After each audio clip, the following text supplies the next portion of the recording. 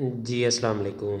उम्मीद है सब खैरियत से होंगे। मैं हूं आपका दोस्त मोहम्मद बिलाल। इस वीडियो में मैं आप लोगों के साथ ये शेयर करूंगा कि आपके पास अगर स्टूडेंट्स हैं या फिर कोई कंपनी है उसके एम्प्लॉइज़ हैं, उनकी अटेंडेंस आपने चेक करनी है। कैसे चेक करनी है, ये कुछ मैंने एक टेबल बनाया हुआ है और स्टूडेंट के हवाले से मैंने बनाया हुआ है। स्टूडेंट नेम है और उनकी एक हफ़्ते की जो है ना वो अपीयरेंसेस और एब्सेंट्स है, ठीक है, यानी कि अटेंडेंस है।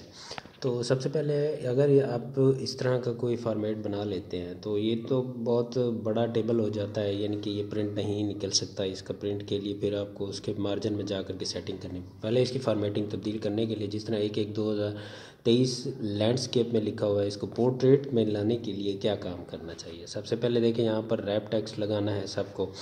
अब देखिए यहाँ पर रैप टेक्स्ट लगाएंगे तो अगर इसको हम इसको श्रिंक करेंगे तो वो जो डेट्स है वो कुछ इस तरह की हो जाती है। उसके लिए सबसे पहले आपने इसको सिलेक्ट करना है, यहाँ पर चला जाना है और इसको रोटेट टेक्स्ट अप कर देना है।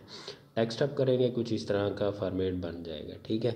फिर आपने इसकी जो है फ़ॉन्ट जो है वो छोटा कर देना है। छोटा करने के बाद अगर उस सारी लाइंस को सिलेक्ट कर लेना है जो जो जहाँ जहाँ पर आपने रोटेट किया, फिर डबल क्लिक करेंगे तो ये एग्जैक्ट पेज पर या एग्जैक्ट इसकी सेटिंग हो जाएगी, फॉर्मेटिंग हो जाएगी, ठीक है।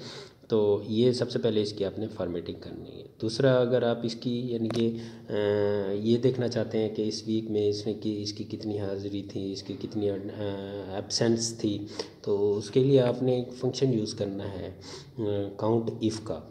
ये स्टूडेंट्स नेम है, कुछ मेल भी हैं और कुछ फीमेल्स भी हैं, उनके पेरेंट्स फाइंड करनी है। तो उसके लिए आपने क्या फंक्शन यूज़ करना है मैं पहले बता चुका हूँ, काउंट इफ़ का फार्मूला।